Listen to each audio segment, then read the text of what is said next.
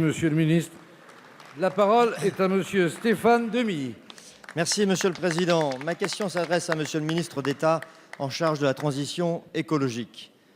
Monsieur le ministre, que la construction d'un parc éolien soit autorisée contre l'avis de 28 conseils municipaux sur 31, dont, écoutez bien, dont celui de la commune d'implantation, comment appelez-vous cela? Du mépris? Un manque de respect vis-à-vis des élus de la République? Ou tout simplement un passage en force?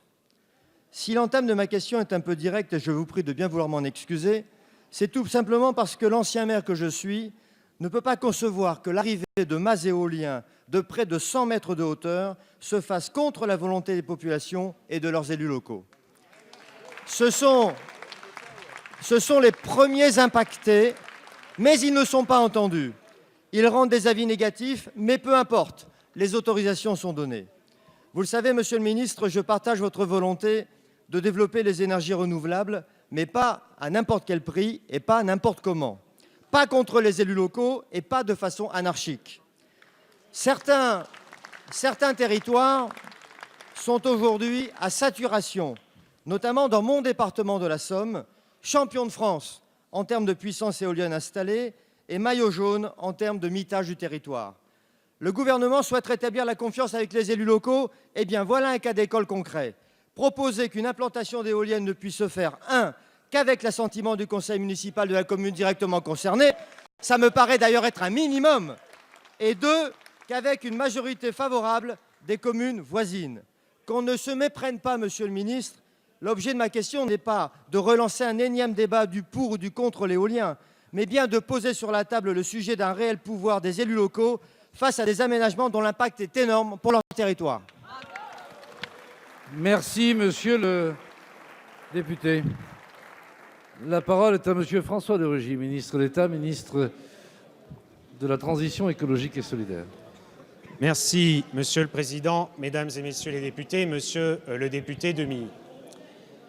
Voilà un exemple concret des difficultés à concilier l'intérêt général, auquel, en général, lorsqu'on reste dans les discours, les déclarations, tout le monde converge.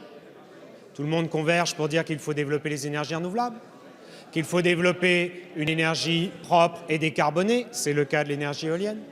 Tout le monde converge, je pense que vous y compris, pour dire qu'il faut développer une filière industrielle qui crée des emplois, et c'est le cas de la filière éolienne en France, éolienne à terre comme en mer.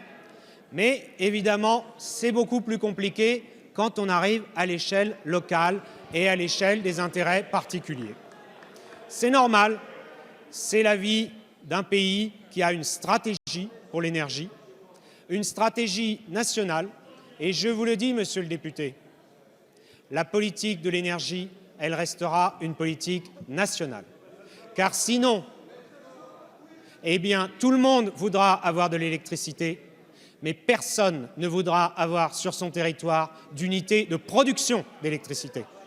Car si vous me donnez une liste de communes qui sont prêtes à accueillir des centrales, des grosses centrales nucléaires, des centrales thermiques, il y a des contestations sur tous les projets de production d'électricité. Et puis je vais vous donner un autre exemple, monsieur le député. Les pylônes électriques. Il y a 8000 mâts d'éoliennes actuellement en France. Il y a 200 000 pylônes électriques. Avec votre raisonnement, on pourrait aussi dire que c'est chaque commune qui va dire si oui ou non elle accepte d'avoir un pylône électrique sur sa commune. Vous imaginez quelle tête aurait l'alimentation électrique de notre pays? Ce n'est pas possible. Donc il faut assumer nos responsabilités. Il y a pour cela des règles. On n'implante pas des éoliennes comme cela et elles sont respectées. Merci, monsieur le ministre.